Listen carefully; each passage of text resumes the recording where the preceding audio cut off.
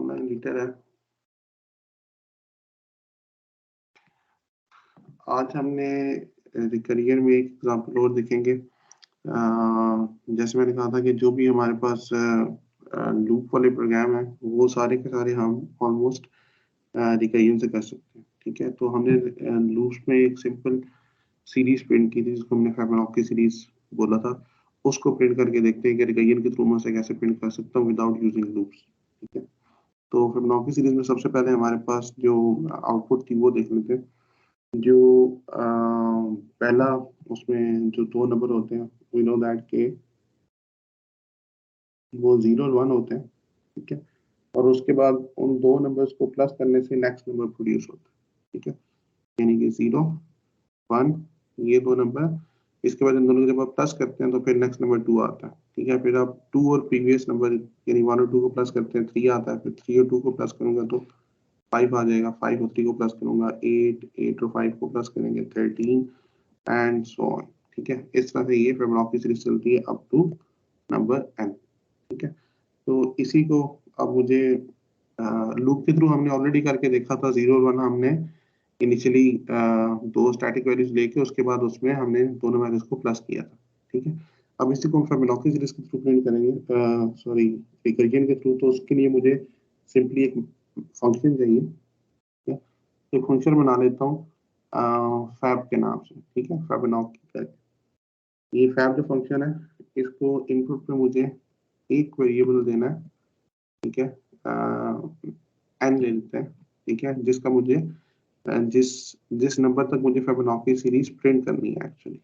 ठीक है, और ये जो मेरा फंक्शन होगा रिटर्न करेगा एक वैल्यू।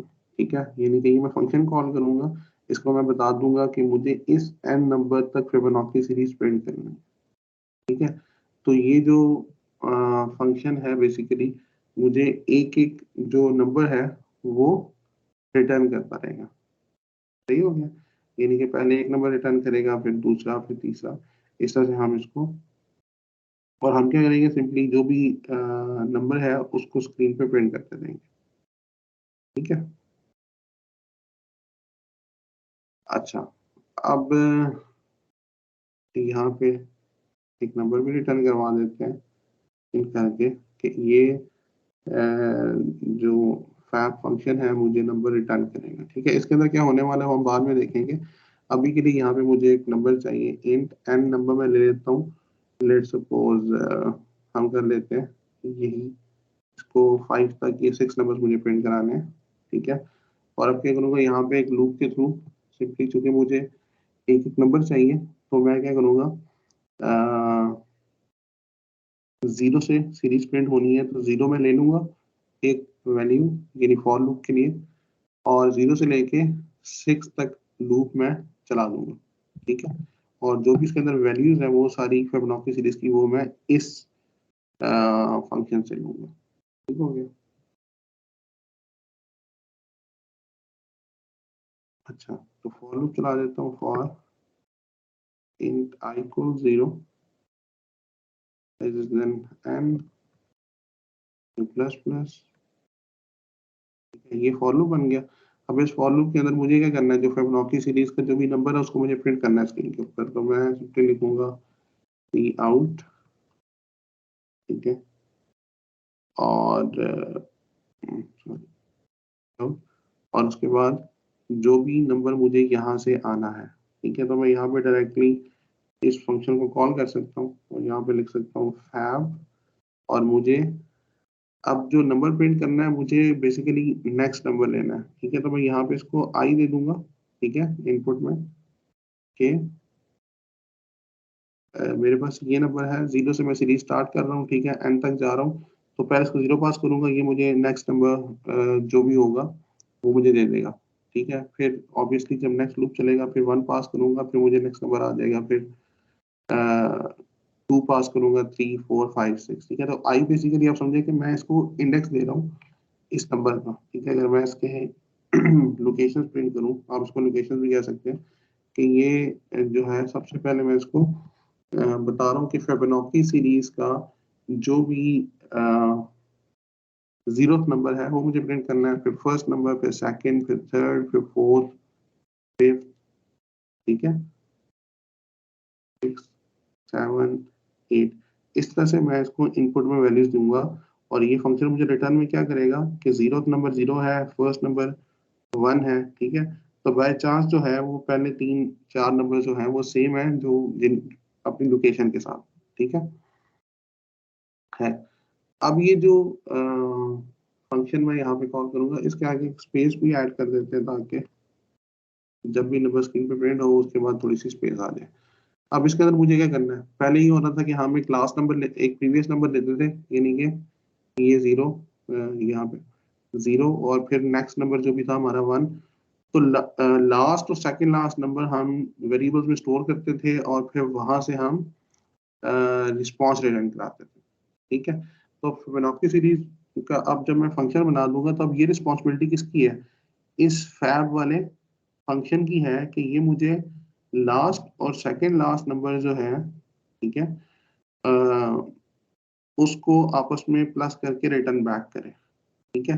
अच्छा, एक तो मुझे ये पता चल गया कि ये फंक्शन जो है मुझे लास्ट और second last number return back करेगा, सही है। और अगर आप ये देखें, सपोज अगर मैं कहता हूँ कि ये जो 5 है, अगर मैं मुझे 5 से नेक्स्ट नंबर प्रिंट कराना है तो इट मीन्स ये जो पीछे वाले हैं, जैसे हमने फैक्टोरियल वाले प्रोग्राम में किया था, ये जो पीछे वाले नंबर्स हैं, सपोज यहाँ तक कौन सी लोकेशन बनती है, 4 लोकेशन, ठीक है।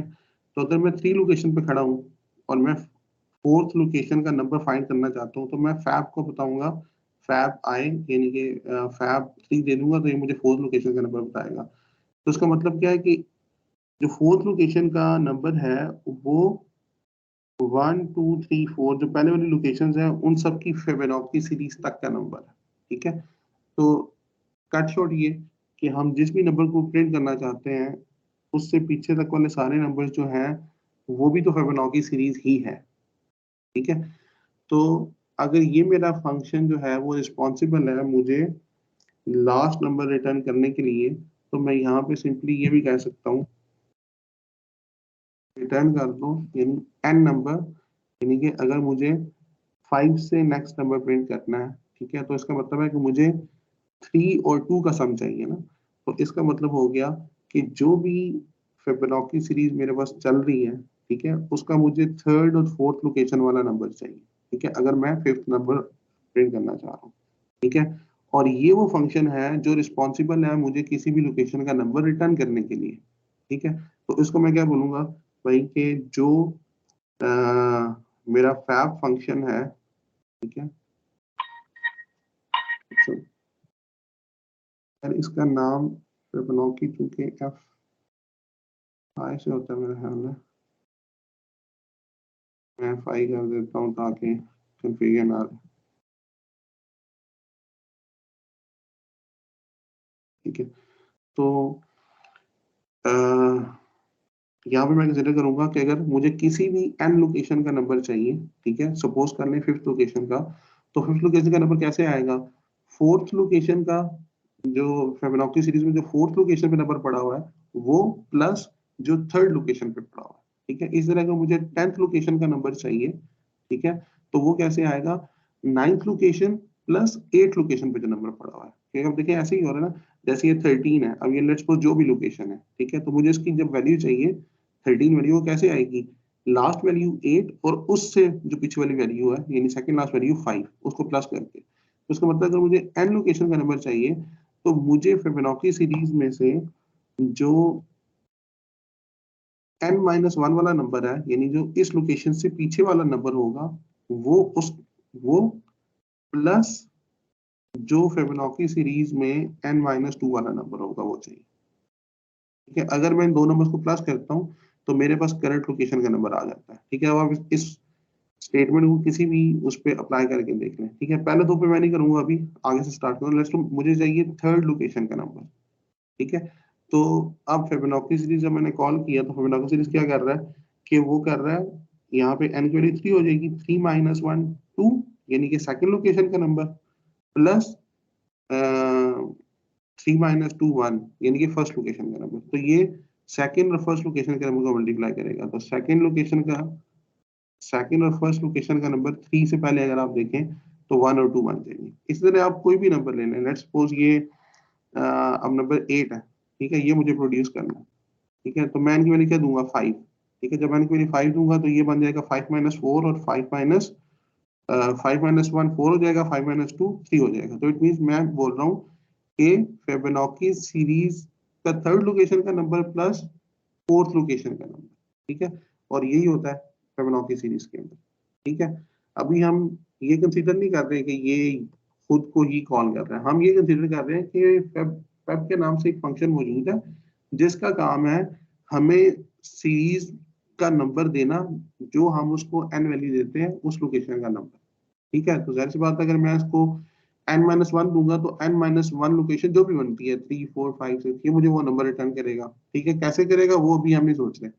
इसी तरह n-2 करूंगा तो ये भी जो भी लोकेशन बनती है 6 7 5 4 जो भी लोकेशन बनती है उस लोकेशन का नंबर मुझे रिटर्न कर देगा, ठीक हो गया।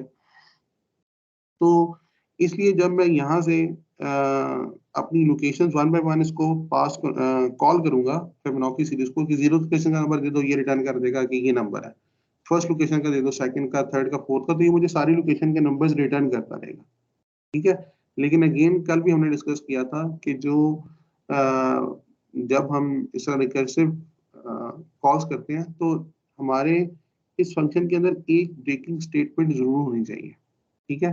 कैसे? जैसे हमने देखा था कि अगर मैं इसको फॉर इंस्टेंस n की वैल्यू को 5 पास कर देता हूँ तो ये किसको कॉल करेगा, ये कॉल करेगा दो दो दफा खुद को कॉल करेगा ये, ठीक है, एक 5 - 1 4 के लिए और एक 5 - 2 3 के लिए, ठीक है। तो सिमिलरली जब ये खुद को 5 के लिए कॉल 4 के लिए कॉल करेगा तो वो आगे फिर खुद को 3 और 2 के लिए कॉल करेगा, ठीक है। 3 जो 3 वाला है वो खुद को 2 और 1 के लिए कॉल करेगा, 1 वाला 1 और 0 के लिए कॉल करेगा, ठीक है।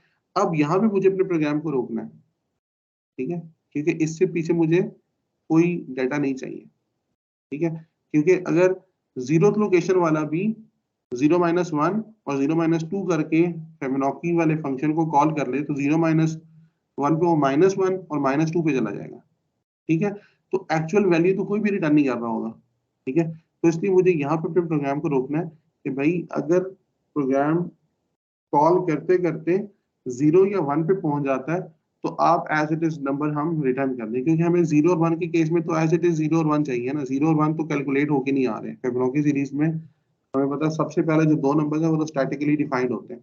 तो ये मेरी ब्रेकिंग कंडीशन बन जाएगी इस प्रोग्राम के अंदर कि अगर वैल्यू x आ जाती n जो है वो इक्वल होती है 0 के या n इक्वल होता है 1 के, ठीक है, तो फिर तो सिंपली रिटर्न कर दो n जो भी n की वैल्यू है, ठीक है। एल्स पार्ट के अंदर मुझे ये काम करना है, ठीक है, एल्स पार्ट के अंदर मुझे ये काम करना है। अच्छा अगर किसी को नहीं पता तो अगर हमारी इफ स्टेटमेंट के साथ सिर्फ एक ही स्टेटमेंट हमने लिखनी हो इफ के साथ तो हमें कोड ब्लॉक वाली ब्रैकेट्स लगाने की जरूरत नहीं है, ठीक है। ये ये जो स्टेटमेंट है लाइन नंबर 5 ये इफ कंडीशन ट्रू होगी तो ही कॉल होगी, ठीक है। अगर ये मुझे इफ कंडीशन के ट्रू होने पे मल्टीपल लाइंस का कोड एग्जीक्यूट करना है तो फिर मुझे यहाँ पे कोड ब्लॉक वाली ब्रैकेट्स लगाने की जरूरत है। अदरवाइज अगर एक ही लाइन है तो मैं डायरेक्टली उसको इस तरह से लिख दूंगा तो ये कंडीशन ट्रू होगी तो ये कॉल हो जाएगा, अदरवाइज ये वाली लाइन कॉल हो जाएगी, ठीक है। अब देखें मैं किसी भी यहाँ पे n की वैल्यू 10 दे दूं 9 दे दूं कुछ भी दे दूं, ठीक है। अब मैं एक एग्जांपल ले लेता हूँ, यहाँ पे मैंने n को वैल्यू दे दी 5, ठीक है, सपोज करते हैं इसके अंदर लिख देता हूँ, मैंने यहाँ पे कॉल कर दिया फिबोनाची सीरीज को 5 बोल दिया, ठीक है। अब ये जो 5 वाली स्टेटमेंट है जब ये इस प्रोग्राम के अंदर आएगी तो n की वैल्यू ना 0 है ना 1 है, ठीक है। एल्स पार्ट में आ जाएगा, एल्स पार्ट क्या करेगा वो फिबोनाची 4 और फिबोनाची 3 कॉल कर लेगा, ठीक है। अभी मैं सिर्फ इसमें से एक को लेके चलता हूं, ठीक है, ये कॉल करेगा फैब 4 को, ठीक हो गया, प्लस ऑब्वियसली 3 भी कॉल करेगा, लेकिन सपोज अभी मैं सिर्फ इसी को सपोज करता हूँ, ठीक है। यानी इस स्टेटमेंट की आउटपुट के लिए एक और फंक्शन कॉल हो गया, तो यहाँ पे प्रोग्राम रुक जाएगा कि भाई जब तक इस स्टेटमेंट की आउटपुट नहीं आती आगे नहीं चलेगा, ठीक है।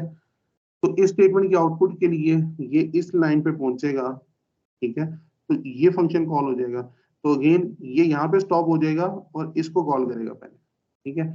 फैब 4 आगे किसको कॉल करेगा, ये फैब 3 को कॉल कर लेगा ऑब्वियसली। अगेन आपको पता है ये फैब 3 और फैब 2 को कॉल करेगा, -1 और -2 किया हुआ। इसी तरह फैब 3 जो है वो आगे फैब 2 को कॉल करेगा और फैब 2 आगे फैब 1 को कॉल करेगा, ठीक है। लेकिन जब ये फैब 1 को कॉल करेगा तो यहाँ पे अब ये देखेंगे कंडीशन ट्रू हो जाएगी, अब एल्स पार्ट में नहीं आएगा। जैसे ही ये कंडीशन ट्रू होगी तो ये n की value as it is return back कर देगा, ठीक है। जब ये as it is return back करेगा तो इसका मतलब अब ये आगे मजीद किसी को कॉल नहीं कर रहा, तो ये यहाँ से प्रोग्राम वापस इसको अपनी आउटपुट दे रहा है। तो इसकी आउटपुट क्या आ जाएगी, यानी n1 के केस में इसको आउटपुट मिलेगी ना, इसको आउटपुट मिल जाएगी।